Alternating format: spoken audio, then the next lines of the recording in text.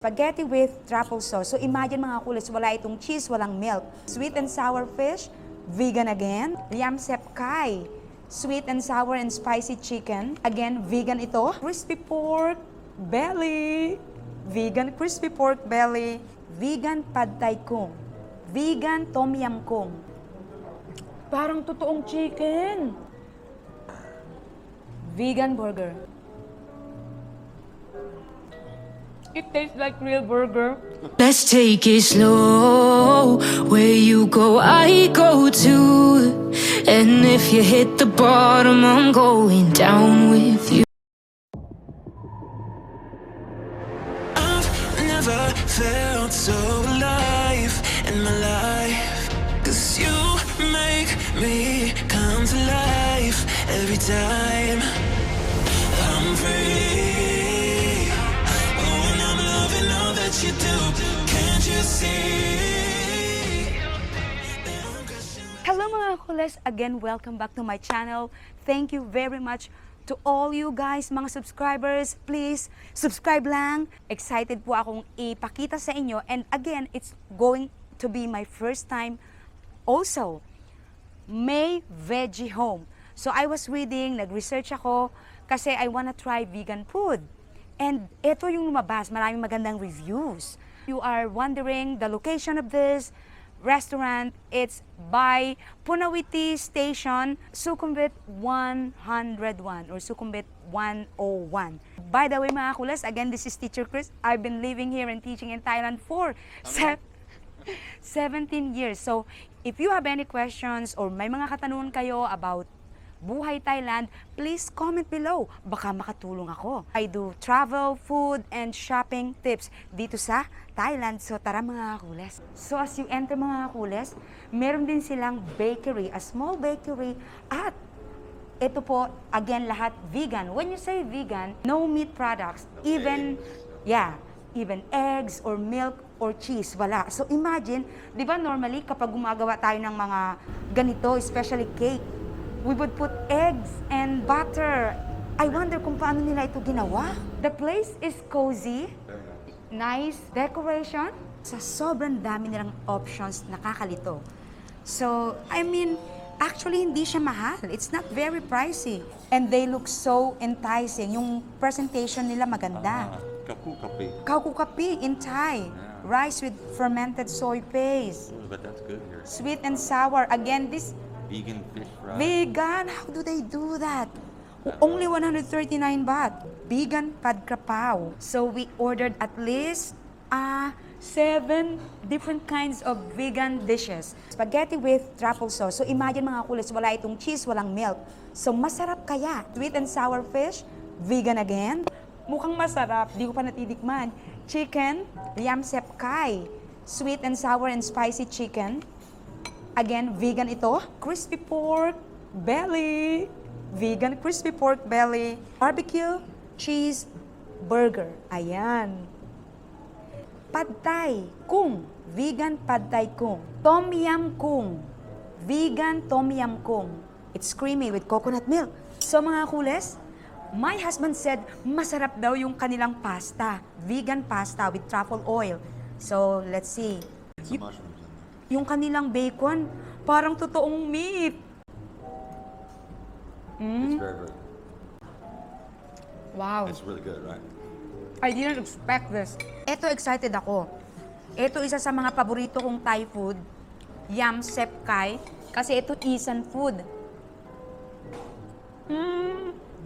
Ang sarap. It's good, yeah. I'm impressed. Super impressed. Aroy makmak, kacoolest. How's the texture?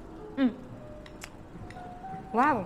The texture is pretty close like chicken. Uy. You can tell it's not chicken, but it's really good. The flavor is delicious. Yes, ang sarap kacoolest. Pera biro.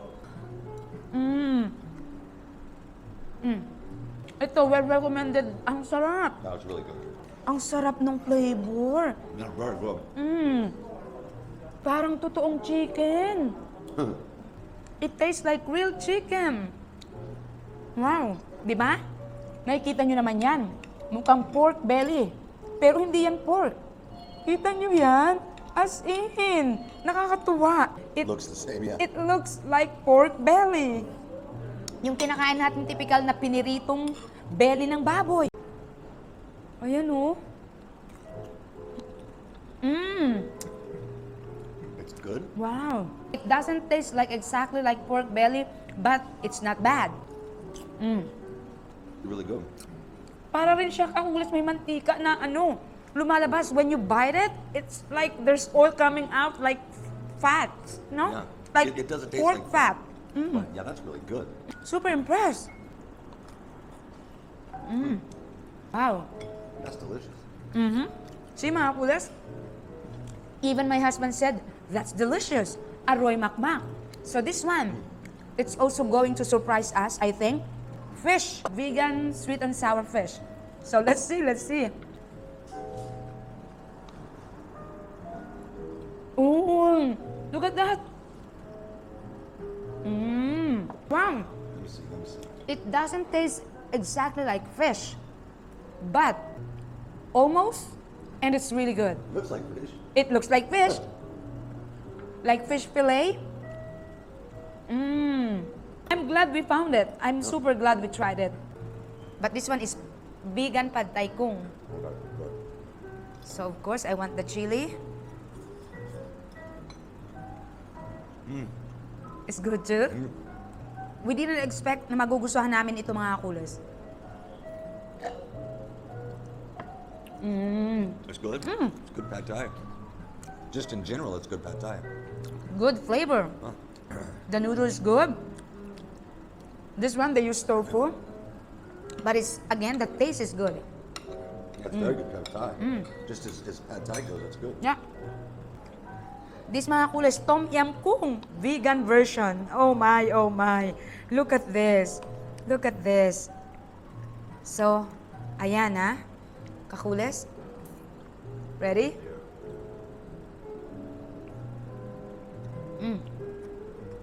It Nice, smells nice and good. creamy.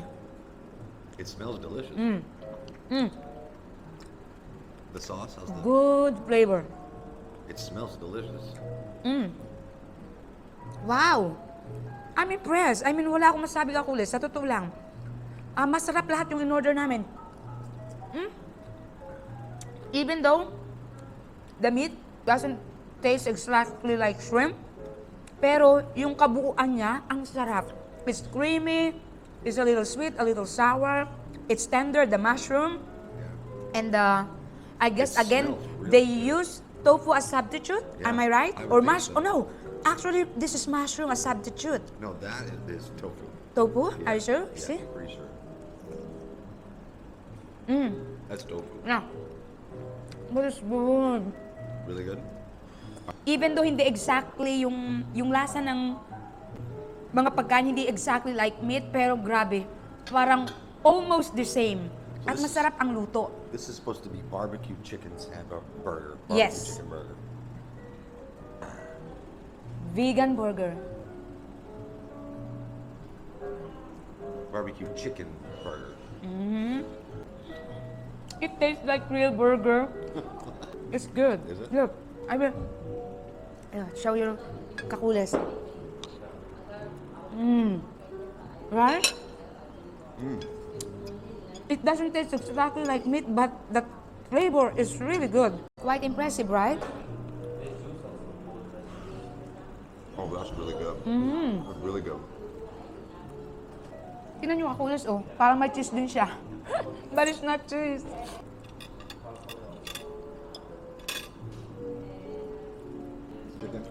Yam sepka is my favorite because, I mean, technically, this is my favorite, one of my favorite Thai food. Everything. But everything mga kules everything's is really worth good. trying.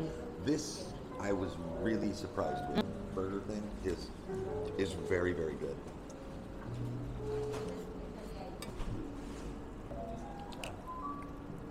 This one is the closest one that tastes like, To the original. yeah, chicken. But they are all worth trying. Every single one of They them. are all good.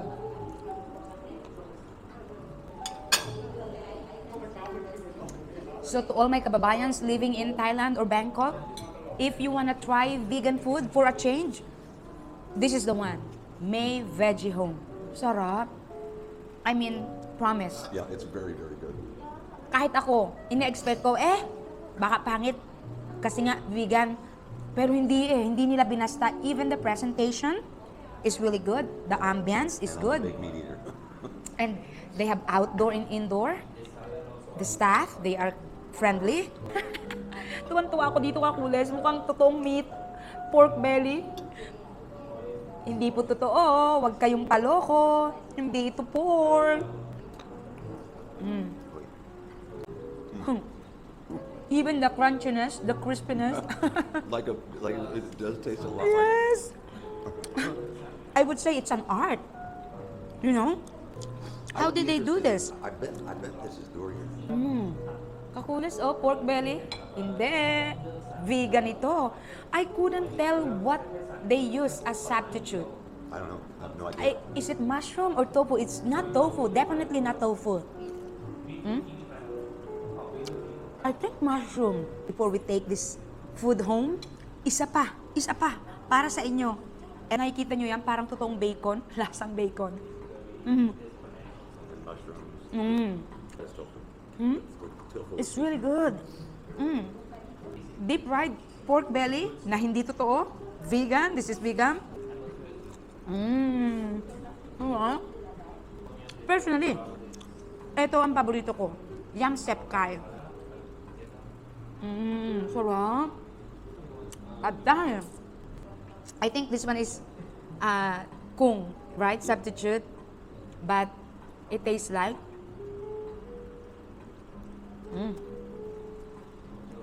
really good. Again, this doesn't taste like shrimp, but it tastes good. The whole pad thai flavor, it's really, really good. So again, mga kacoolest, sana po ay nag-enjoy kayo. Hit the like, share, subscribe, and comment below. See you in the next vlog!